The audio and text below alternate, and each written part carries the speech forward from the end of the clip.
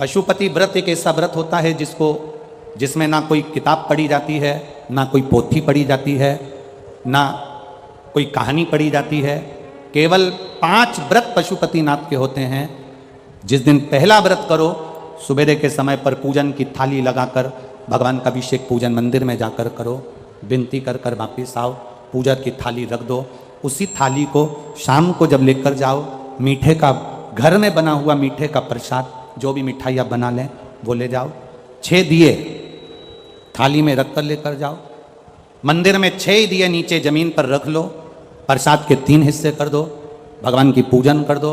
पूजन कर कर 5 दिए प्रज्वलित कर दो मंदिर के अंदर। जब 5 दिए मंदिर के अंदर प्रज्वलित हो जाएं, प्रसाद के 3 हिस्से हो जाएं, एक बिना जला हुआ दिया जो जमीन पर रखा था 6ठे नंबर का, उठाकर वापिस थाली में रख लो, जो जला नहीं है। प्रसाद के 1 हिस्से को थाली में रख लो, 2 हिस्से मंदिर में रहने दो। पूजन अर्चना कर कर बाबा से विनती कर कर, बाबा आज मेरा पहला पशुपति व्रत है, आप स्वीकार करना। बाबा से निवेदन कर कर आओ। घर पर आने पर जो 6ठे नंबर का दीप है वो घर की ओर मुख कर कर, घर के दरवाजे के सीधे हाथ, आप अंदर जा रहे हैं तो आपका सीधे हाथ की ओर बैठ कर, घर की ओर मुख कर कर पशुपतिनाथ भगवान का स्मरण कर कर दीप प्रज्वलित करो। घर के बाहर दिया लगाकर अंदर प्रवेश कर जाओ। जो प्रसाद का 1 हिस्सा है, भोजन करने से पहले वो प्रसाद का 1 हिस्सा पहले खाओ, फिर भोजन करो। प्रसाद का जो हिस्सा है उसमें से किसी को नहीं देना है, वो प्रसाद का हिस्सा केवल आपको पाना।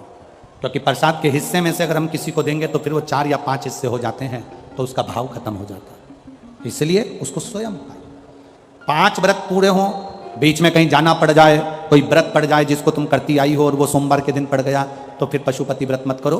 पहले वाला व्रत कर लो जो करती हुई आई हो, इस व्रत को अगले सोमवार कर लो। रजस्वला धर्म बीच में आ गया, छोड़कर अगला व्रत कर लो। करना 5 ही व्रत है।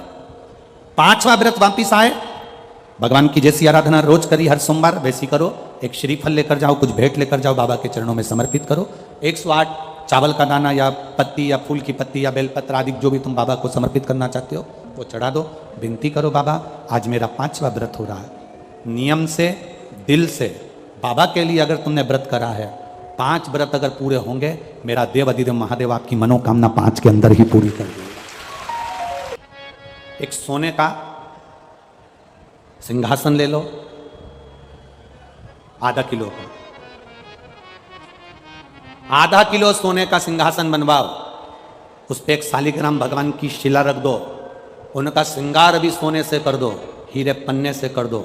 और उस सिंहासन को किसी एक ब्राह्मण को अगर हम दान कर दें, उससे दुगना फल एक बेलपत्री शंकर भगवान को समर्पित करने से प्राप्त हो जाता है।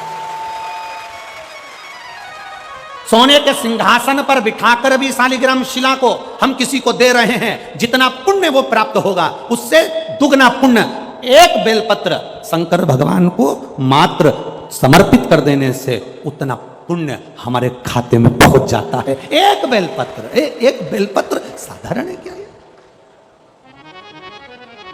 ये बेलपत्र कोई सहज है क्या?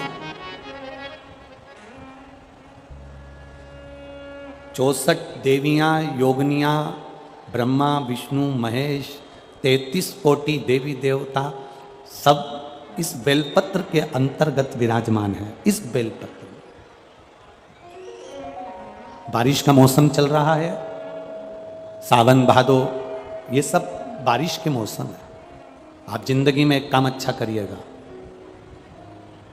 अपनी इस मनुष्य की देह से एक बेलपत्री का वृक्ष कहीं ना कहीं जरूर लगा देना, जिससे आप संसार से भले चले जाओ पर आपके द्वारा वृक्ष पृथ्वी पर रहे और उसकी पत्ती टूटकर महादेव को चढ़ती रहे, तो हमारी जिंदगी सार्थक हो। धीरे धीरे लोगों ने इस बेलपत्र को खाना चालू करा, शुगर, बीपी, थायराइड सब उनका ठीक होना चालू हुआ। तो फिर साइंस के लोगों ने भी रिसर्च करा कि इस बेलपत्री में ऐसा क्या है जिससे लोगों की शुगर, बीपी, थायराइड, सोराइसिस सब ठीक हो रहा है। तब मालूम पड़ा कि एक बेलपत्री में वो तत्व छुपा हुआ है जो हमारे शुगर के अंदर के सारे तत्वों को समाप्त कर कर शुगर को लेवल में लाकर खड़ा कर देता है और बीपी को लेवल में लेकर आ जाता है। एक बेलपत्र। कुत्ता मरता है ना तो उसको कपड़े से कोई नहीं ढाकता। मैनपुरी में कोई ढाकता है क्या? जम के बोलो। पशु मरता है तो उसको कपड़े से कोई नहीं ढाकता। पक्षी मरता है, उसको कपड़े से कोई नहीं ढांकता। हाथी मरा, उसे कपड़े से कोई नहीं ढांकता। कोई जानवर मरा, उसे कपड़े से कोई नहीं ढांकता। कोई चूहा मरा, उसे कपड़े से कोई नहीं ढांकता। पशु पक्षी जानवर कोई भी मरे, उसे कपड़े से कोई नहीं ढांकता।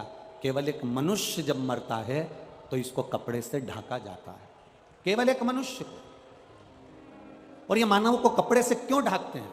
क्योंकि इसने जिंदगी में बचपन से लेकर मरते तक इतना झूठ बोला होता है, इतना पाप करा होता है कि इसके पाप को छुपाने के लिए इसे कपड़े से ढांक कर शमशान तक ले जाया जाता है। पाप में लिप्त रहता, झूठ में लिप्त रहता, आसक्तियों में लिप्त रहता, वासना में लिप्त रहता, तृष्णा में लिप्त रहता,